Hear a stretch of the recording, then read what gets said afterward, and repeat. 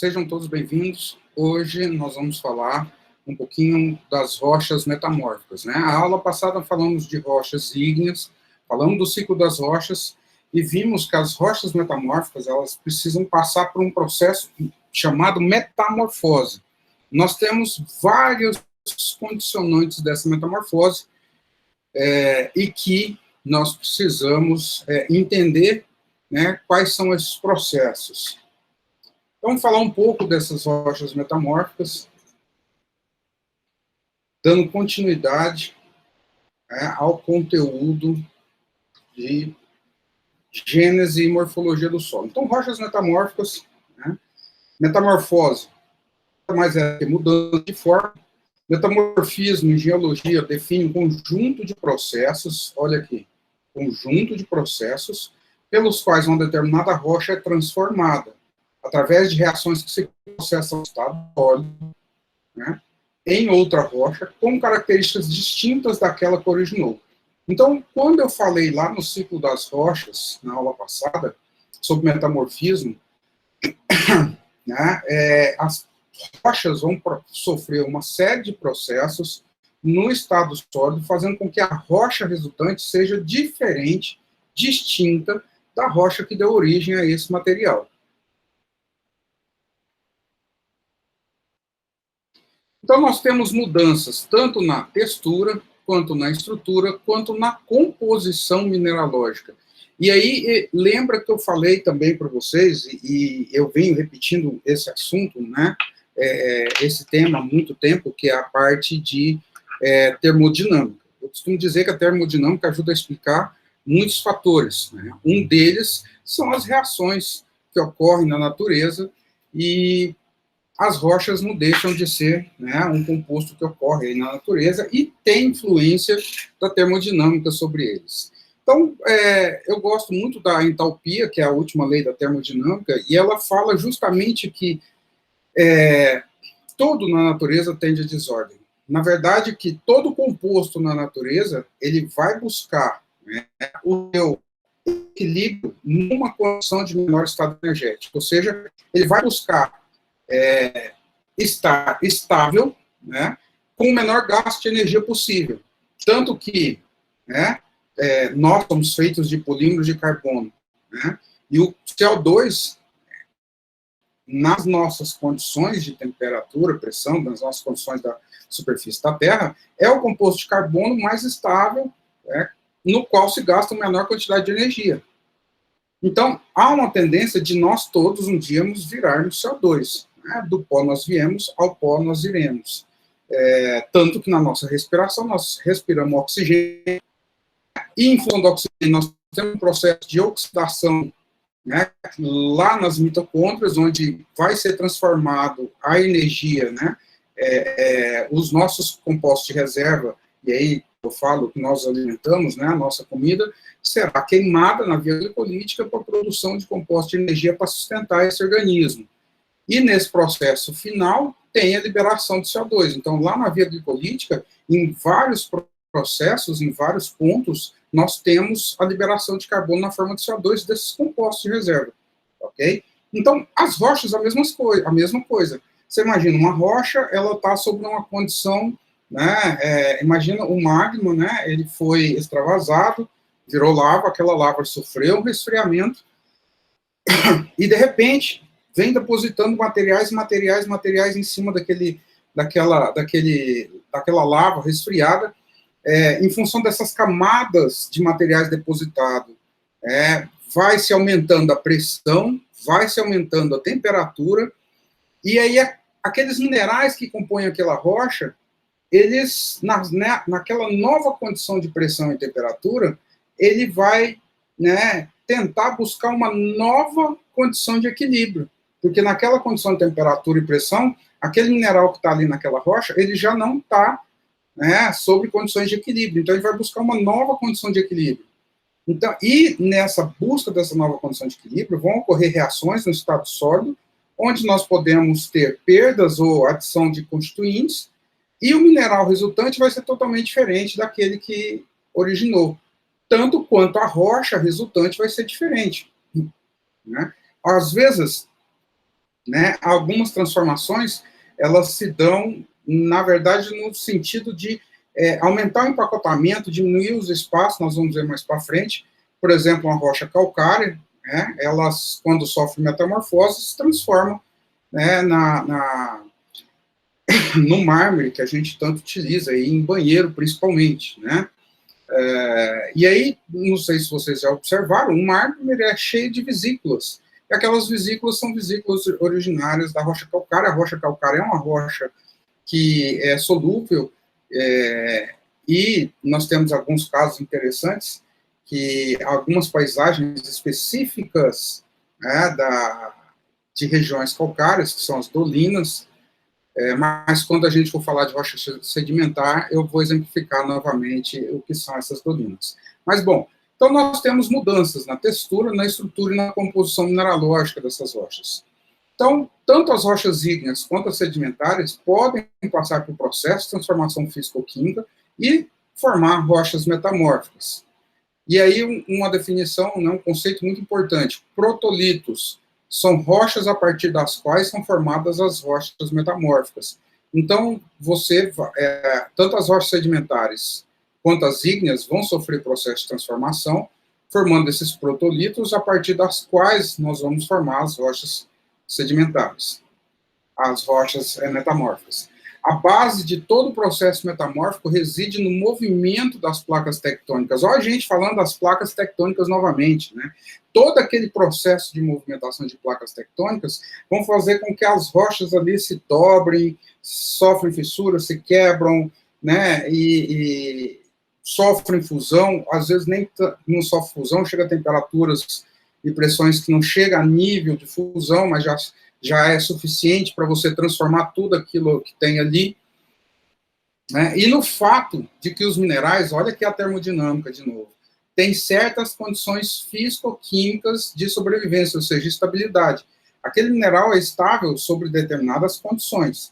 Você mudou as condições, principalmente pressão e temperatura, aquele mineral vai passar por um processo de transformação. E nesse processo de transformação, vai se transformar num mineral distinto, ou pelo menos vai ter uma mudança significativa. Com o aumento da temperatura, por exemplo, os argilominerais das rochas sedimentares são substituídos por micas e outros silicatos aluminosos, e a textura sedimentar clástica de um arenito poroso é recristalizado para uma textura em mosaico, onde desaparecem os espaços vazios entre os grânulos.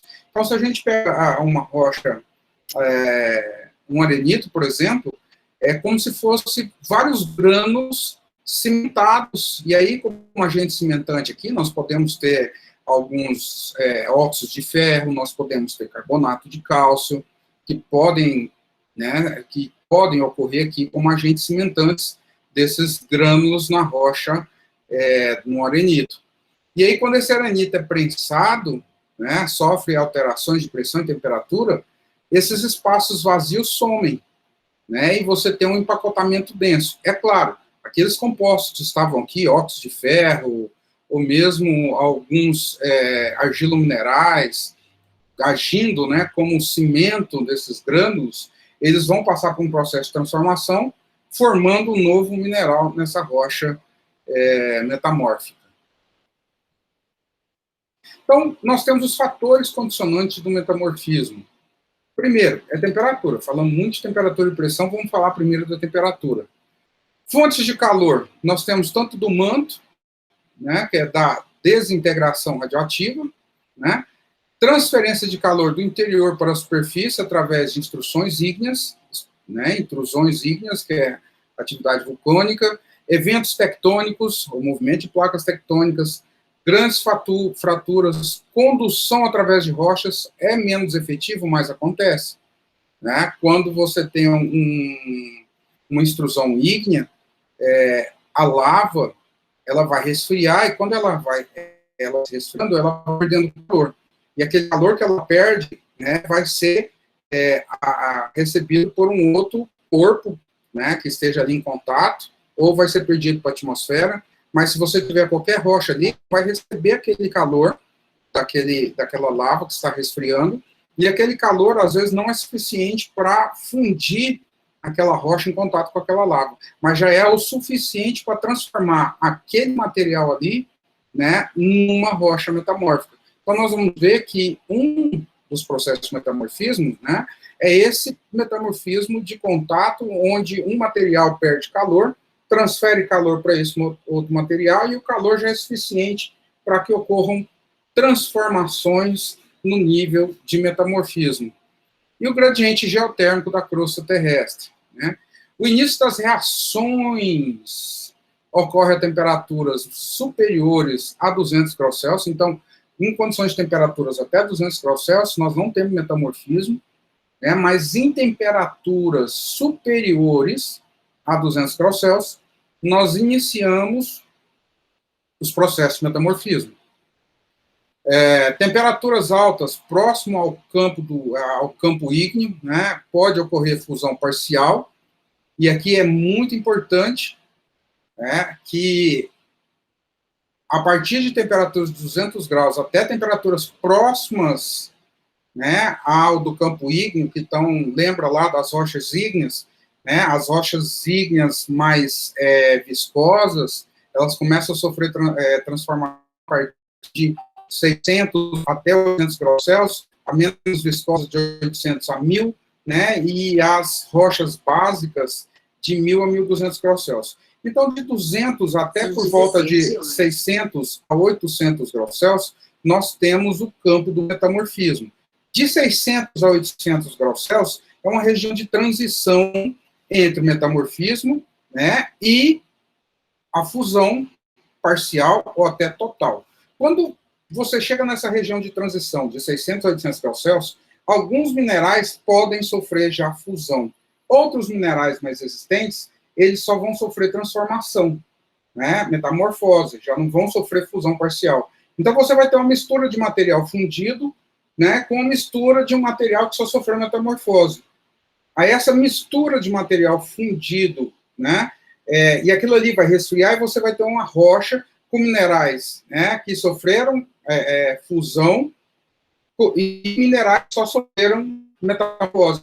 Aí, essa mistura, né, de minerais, né, com fusão parcial e outros que não sofreram fusão, então você tem ali uma mistura que teve fusão parcial, não houve fusão total, a formação de rochas mistas, ou seja, é uma rocha em transição entre o campo metamórfico e o campo ígneo. E essas rochas com porções metamórficas e porções ígneas, nós chamamos de migmatito. E isso é muito importante, porque o embasamento cristalino, ou seja, a base dos nossos continentes, principalmente do continente sul-americano, é um migmatito. Então, a base do nosso continente é uma rocha que tem porções metamórficas e porções ígneas, e é um migmatito. Essa rocha, né, que compõe, né, a totalidade do nosso embasamento cristalino, são os gnais graníticos. Então, gnais é a porção metamórfica e granito é a porção ígnea. Sempre lembrando que o granito é uma rocha ígnea plutônica, né? Então, você vê que essa fusão desse material ocorreu dentro da Terra, depois ele foi resfriado lentamente, formando uma rocha mista, formando um migmatito, com porção metamórfica, que é o gnais, e com porção ígnea, que é o granito. Aí, de material, nós damos o nome de migmatito. Então, esse gráfico aqui, ele ilustra muito bem esses limites de temperaturas, onde ocorre o metamorfismo, e os graus de metamorfismo, né? Então, se você pegar aí de temperaturas variando de 0 até a próxima 200, nós não temos metamorfismo. Aqui ocorre a diagênese. Lá no ciclo das rochas, vocês lembram da diagênese? Né? É onde ocorre a formação de rochas sedimentares. Então, se você tem condições de temperatura aqui até próxima a 200 graus Celsius e de pressões, né, até próxima a 200, 300 megapascal, nós não temos a formação de rochas metamórficas. Aqui ocorre a diagênese de rochas sedimentares. Quando a gente aumenta a pressão, né, de 300 até próximo a 600 megapascal, e a gente sai aí de temperaturas próximos de 100, né, e vai até próximo a 400, aí nós temos um pequeno início de transformação de processos metamórficos. As rochas formadas nesse campo aqui são chamadas de rochas metamórficas de baixo grau. Então, baixo grau de metamorfismo. Então, são níveis de baixo grau de metamorfismo. Quando a gente aumenta mais a pressão, vai de 600 até próximo a 1000 megapascal, né, e temperaturas já aqui acima de 400 graus, é claro, de 0 até próximo a 600 graus, nós temos um grau intermediário de metamorfismo. As rochas formadas nessa região aqui são rochas com grau intermediário de metamorfismo. E o mais interessante que nós vamos ver, vamos terminar o raciocínio aqui, e, né, há pressões acima de 1000 megapascal, né, e temperaturas aí até 600 graus Celsius, nós temos rochas com alto grau de metamorfismo. E quando a gente pega aqui de 600 até próximo a 700 graus, é essa região de transição entre metamorfismo e o ígneo, né, e a fusão total. Aqui nessa região de transição, né, alguns minerais que compõem a rocha podem sofrer fusão, né, e outras não. E aí você vai ter aquela mistura de material, né, depois de resfriado, magmático e metamórfico. Então, esse aqui é o campo de transição entre metamorfismo e campo ígneo, né? E aqui é que, nessas condições de temperatura e pressão, é que são formados os migmatitos. Né? E um dos principais fatores condicionantes da formação desses migmatitos é justamente a movimentação de placas tectônicas. E uma curiosidade, né? Uma rocha de baixo grau de metamorfismo, ela mantém algumas características interessantes das rochas sedimentares. Porque as rochas sedimentares são formadas em função da deposição de sedimentos. Então, você vai depositando sedimentos, né? E cada sedimento que vai sendo depositado, é claro, as características dos sedimentos, eles vão variar de acordo com o tempo. Então, você tem milhões e milhões de anos de deposição de um determinado tipo de sedimento, e aí começa a ocorrer erosão, né, de uma outra rocha, o sedimento vai ser depositado aqui, tem outra característica. Então, você vai ver que as rochas sedimentares, elas possuem laminação, né? Você vê as camadas, né, dos sedimentos. E uma característica muito interessante das rochas metamórficas de baixo grau de metamorfismo é justamente que elas mantêm essas características de laminação das rochas sedimentares.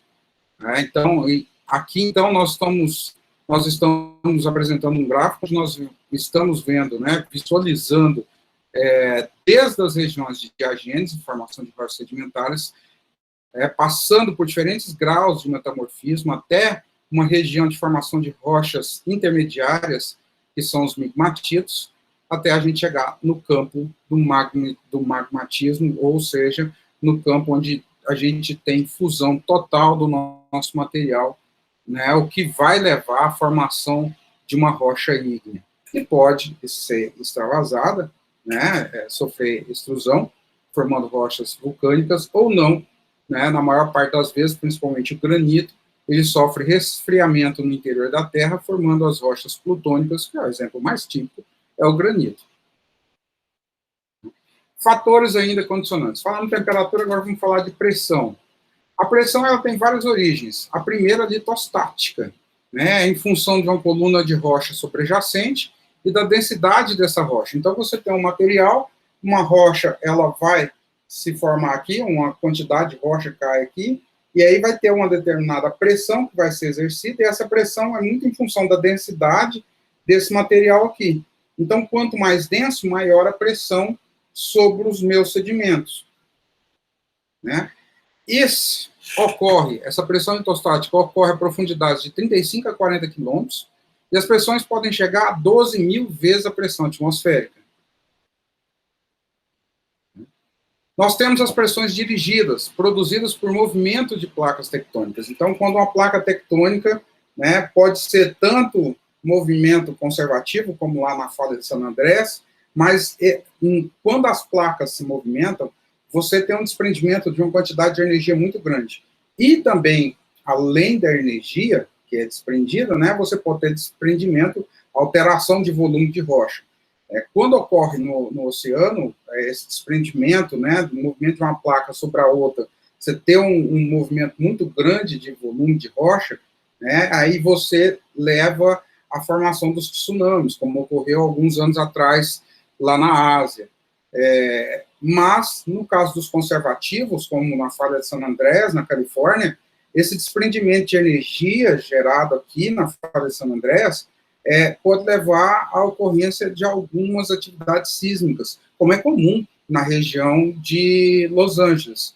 Dizem até que quem mora em Los Angeles tem que se acostumar com esses pequenos tremores, que eles são cotidianos, né, ocorrem com frequência lá. Então, atua de forma vetorial, produz tensões e deformações, vetorial porque é no sentido da movimentação da placa, atua na geração de texturas e estruturas, né, e orientação segundo a direção perpendicular do movimento. Um terceiro condicionante, a presença de fluidos, né? As transformações que ocorrem no estado sólido, no entanto, né, sistemas metamórficos, contêm uma fase fluida. Essa fase fluida, semelhante ao que acontece nas rochas ígneas, é composta de água ou, pode ser água e CO2, ou água ou CO2. Então, a presença de água e gases de CO2, e aí o CO2, sob, né, altas pressões, vai se liquefazer, esse ambiente líquido pode influenciar nas reações, né, nas transformações metamórficas. Então, minerais hidratados ou carbonáticos, né, que podem sofrer processos termodinâmicos e reações de oxirredução, na presença de fluidos, essas reações metamórficas, elas são aceleradas. Então, a presença, né, de líquido pode acelerar as reações de metamorfose. Um outro fator condicionante também do metamorfismo é o tempo. É um fator muito importante, porque quanto tempo aquela rocha ficou sobre aquela condição de temperatura e pressão. Isso é um fator muito importante, mas também é o fator mais difícil de aferir. Também nós vamos ver lá na frente que o tempo também é um fator condicionante de formação do solo. Né? Quanto tempo aquela rocha sofreu aquelas transformações sobre a ação do clima, do relevo, de organismos, né? Quanto tempo, né, aquele material sofreu esses processos de transformações. Só que esse tempo é muito difícil de aferir. E quando a gente está falando de processos de transformações geológicas, a gente está falando de tempo geológico. Então, nós temos processos que ocorrem aí em milhões e milhões de anos, né? Então, nós temos estudos aí geocronológicos e modelagens teóricas baseadas em regimes termais atuantes na crosta, né? Mostram que para alguns terrenos, algumas áreas metamórficas, eventos de 10 a 50 milhões de anos de duração. Então, nós estamos falando de tempo geológico. Os tipos de metamorfismo. Então, nós temos o metamorfismo isoquímico, né? A rocha se comporta como um sistema fechado, então não tem ganho nem perda de constituintes. Quando está sofrendo metamorfose, então não vai ter perda e nem vai ter entrada de constituintes novos. Nós temos o metamorfismo metassomático, que a rocha é submetida a variações composicionais intensas. Ou seja, nós temos tanto a entrada de novos ou entrada de novos constituintes, e aí você vai ter uma alteração composicional muito grande e bem intensas. Reações metamórficas ocorrem no sentido de reduzir a energia livre do sistema, e vamos voltar lá, né, na termodinâmica. Aquele mineral que está estável numa condição, né, ambiental, no campo da diagênese, ele vai sofrer transformações, ele vai a temperatura e a pressão vai sair do campo da diagênese e entrar no campo do metamorfismo, e aí lá no campo do metamorfismo, aquele mineral ele já não vai estar mais estável. Né? E aí nós podemos ter entrada ou saída de constituintes, ou mesmo podemos ter um ambiente fechado, em que aqueles constituintes, aquele mineral vai ser totalmente dissolvido, né? E aí aqueles elementos químicos que estão ali, sobre aquela nova condição de temperatura e pressão, vão formar um novo material, vão formar um novo mineral. E é claro, a presença de água pode acelerar esse processo. Um exemplo de reação metamórfica é a desidratação. Então, nós podemos pegar aí a caulinita, juntamente com quartzo, num processo de desidratação, né, formar, né, a pirofilita. E uma fase fluida, que é a perda de água, né, que é a água constitucional, né, que ele estava compondo aqui a caulinita.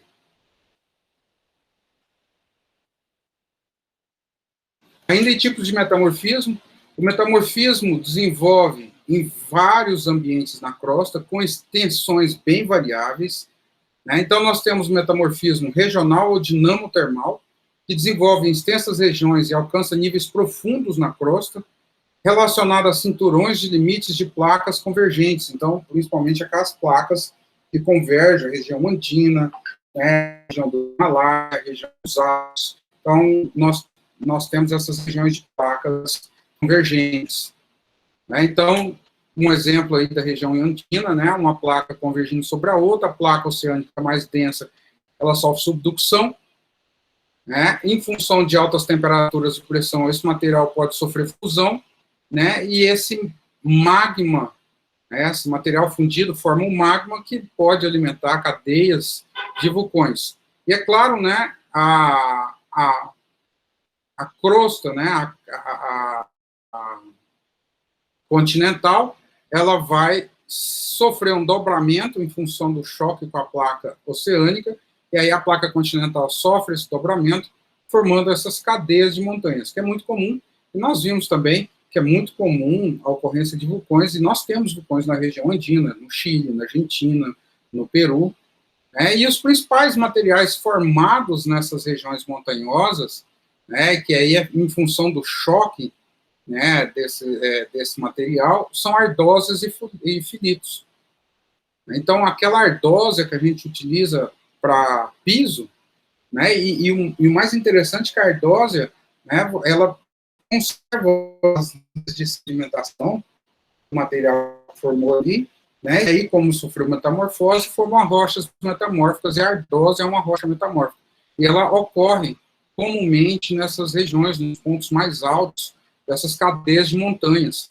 E esse processo de dobramento da placa continental é que vai liberar a energia necessária para ocorrer o metamorfismo, né, nessa região. Né, aqui até exemplifica, olha aqui, ó, né, o magma que se resfria no interior, ele forma granitos.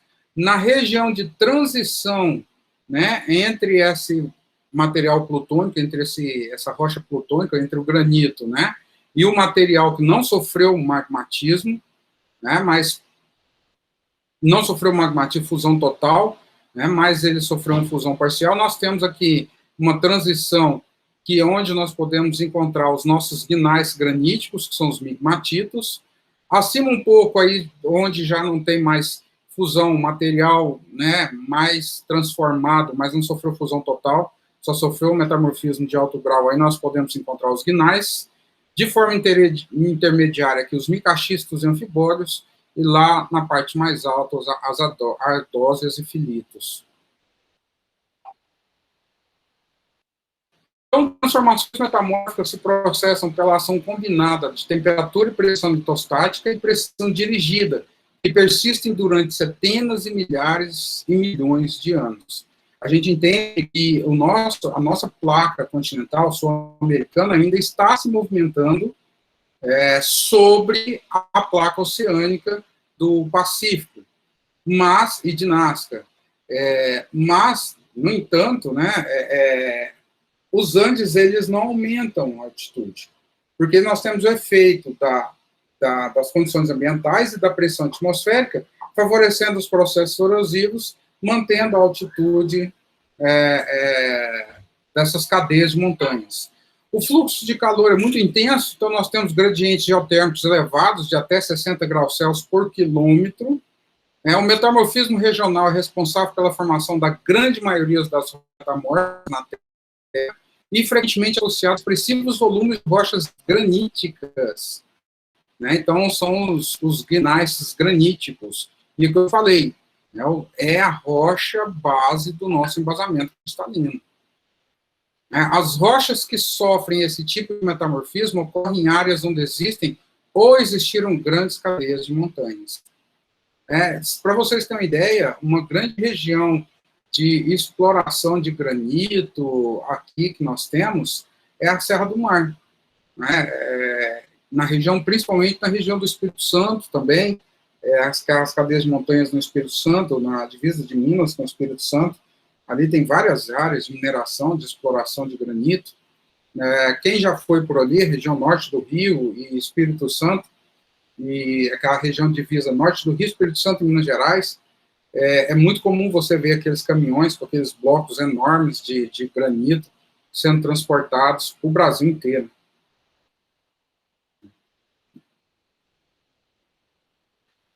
Nós também temos o metamorfismo de contato termal, que se desenvolve rochas encaixando ao redor de extrusões magmáticas. Aqui que eu falei, né, o magma sofre extrusão, esse material vai sofrer resfriamento, e a partir do momento que ele sofre resfriamento, ele vai transferir calor, né, para o material que ele entrou em contato. Então, até o nome do tipo metamorfismo é autoexplicativo. Então, é aquele calor que é transferido do magma, da lava, né, ou do magma intruso, para outro material que está ali em contato. Então, deve-se ao calor emanado do magma durante o resfriamento, e aí pode ser tanto magma intruso quanto magma extruso. E esse magma aqui, ó, principalmente a formação do granito, né, esse material plutônico, ele vai perder calor. E aí, quem tiver em contato com ele aqui, receber esse calor, nós vamos ter transformações dentro do campo do metamorfismo. Então, nós vamos ter condições de temperatura e pressão, né, aqui no contato desse material, que vai fazer com que ocorram transformações dentro do campo do metamorfismo. Então, o que na verdade, esse tipo de paisagens, onde nós temos granitos e material metamórfico em contato com esse granito, são paisagens chamadas órfãos. É muito comum nessas áreas, esse tipo de paisagem. Então, nós temos aqui a formação de alguns tipos básicos de rochas metamórficas, como wollastonita, diopsídio, granada, principalmente. Aqui, já quando a gente já chega mais longe, né, você já pega aí um calcário, e aí você tem a calcita, dolomita, pode ter olivina também, mas aí o material transformado, né, vai para o campo da wollastonita. Engraçado que a wollastonita é um dos principais minerais utilizados lá no Vale do Silício, nos Estados Unidos, para a produção de chips. Né? Então, chips de celular, né? Então, fabricação de celulares, de placas, de computadores e tudo. Tudo começou com a wollastonita explorada no Vale do Silício. Então, o metamorfismo transcorre em deformações acentuadas, né? A rocha resultante, denominada genericamente como Orpheus, é o tipo de paisagem bem específica, e apresenta uma textura granular fina e uma estrutura maciça. Né? O fator dominante na sua formação é a temperatura e as soluções gasosas que emanam do corpo magmático, enquanto a pressão tem um papel muito secundário, mesmo porque isso pode ocorrer também em superfície. Nós também temos o metamorfismo cataclástico, ou dinâmico. Desenvolve-se em zonas longas e estreitas ao longo de falhas geológicas. Ocorrem pressões dirigidas de grande intensidade e causam movimentações e rupturas na crosta, como eu falei, principalmente da fração dessa. Provoca transformações texturais e estruturais, como microbandamento ou laminações.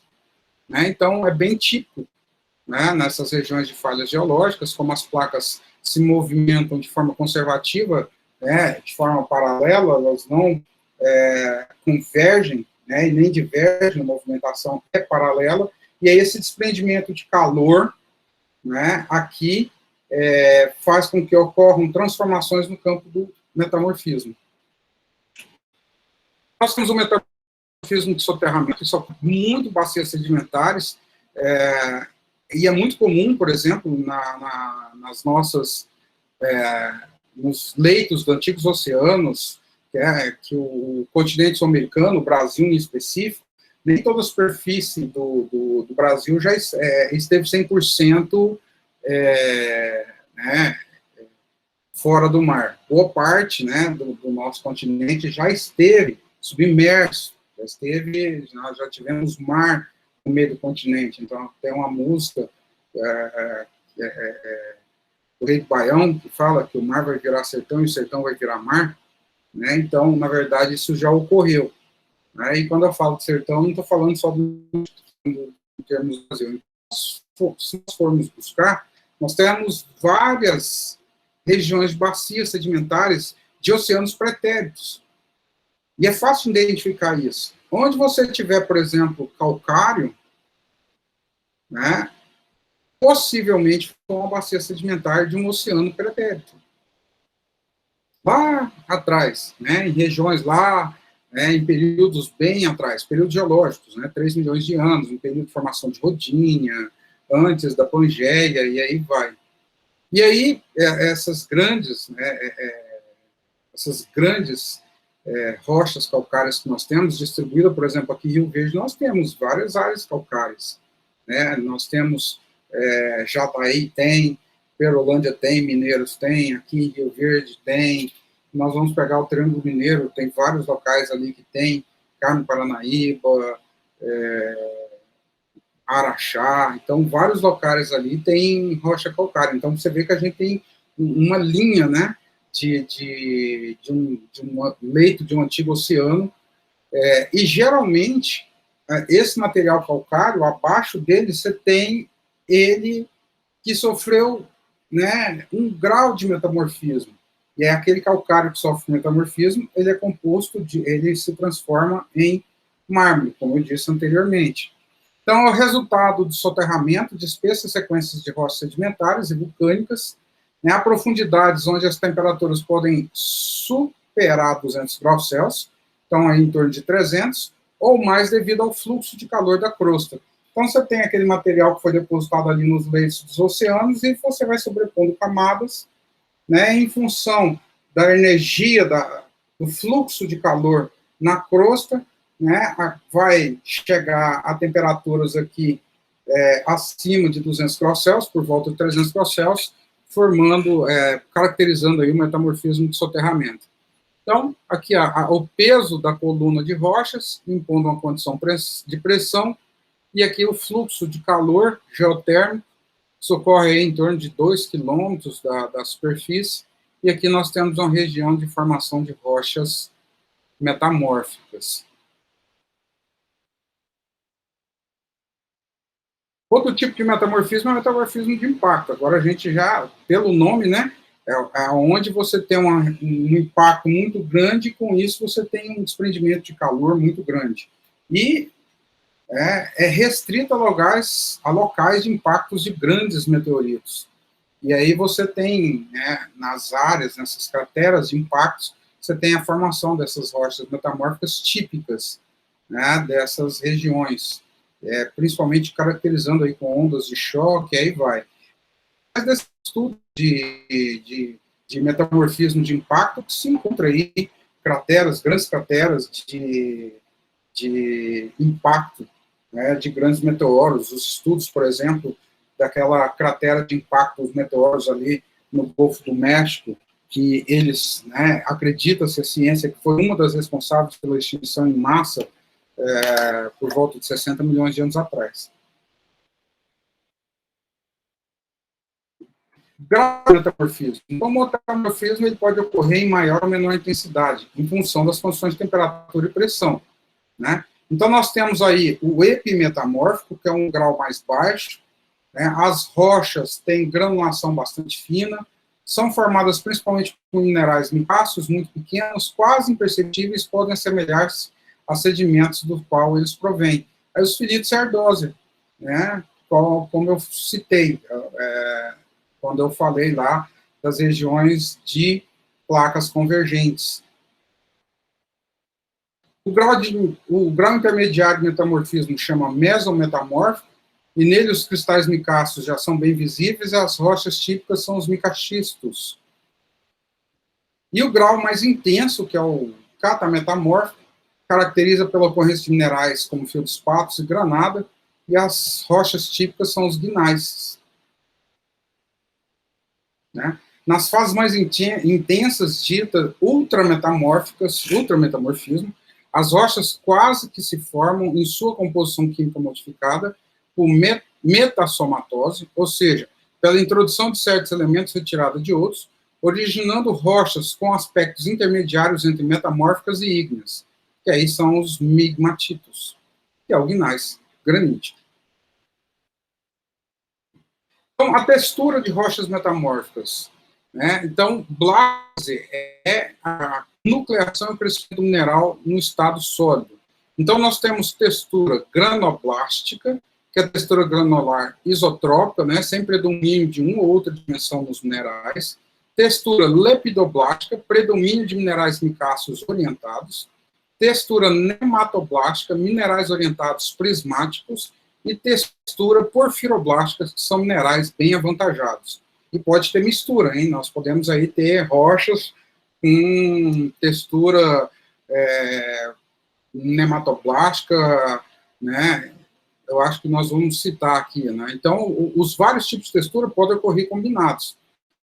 Pode-se, por exemplo, falar em uma granada anfibólito, porfiroblástico, os minerais grandes, e uma matriz nematoblástica, né, dentro de uma matriz com minerais prismáticos. Estrutura das rochas metamórficas. Nós podemos ter estrutura xistosa, então, com cavidades, estrutura de gneiss e gneisses bandados, isso aqui é bem típico dos gneiss. Aqui é um canivete, aqui é canivete suíço, então você tem bandas mais claras, formadas por minerais félsicos, e bandas mais escuras, né, composta por minerais máficos, né, e estrutura maciça, como é o caso aqui, né, do gneiss granítico. As principais rochas metamórficas de ocorrência. Né, as principais rochas metamórficas, nós temos o quartzito, que é originário do metamorfismo do arenito, ardósia, mármore, filito, micaxisto e o gneiss. O gneiss é a rocha mais importante, porque, juntamente com o granito, forma a quase totalidade do embasamento cristalino brasileiro. O gneiss é constituído principalmente de quartzo, feldspatos e biotita. Então, o quartzo acaba fazendo, é um mineral félsico, né, o quartzo e os feldspatos, compondo aquela banda mais clara, e a biotita já é um mineral máfico, compondo as bandas mais escuras do gneiss. A textura orientada e bandada, bandas claras e escuras alternadas. Podemos ter gneiss de coloração rosa, cinza e até quase preta, bandadas. Indica alto grau de metamorfismo, né, e bandas de micas são separadas por bandas de quartzo e feldspatos. Foi o que eu falei. Né, aquelas bandas claras é composta por minerais félsicos, como quartzo e feldspatos, e as bandas mais escuras por minerais máficos, como as micas. Pessoal, rochas metamórficas, finalizamos. Solicito que todos estudem para complementar a aula de hoje. A leitura é obrigatória. Vou insistir com vocês. Leiam, leiam, leiam, leiam muito, porque vocês vão precisar disso para o resto da vida. Ok? Então, bom estudo a todos e até o nosso próximo encontro.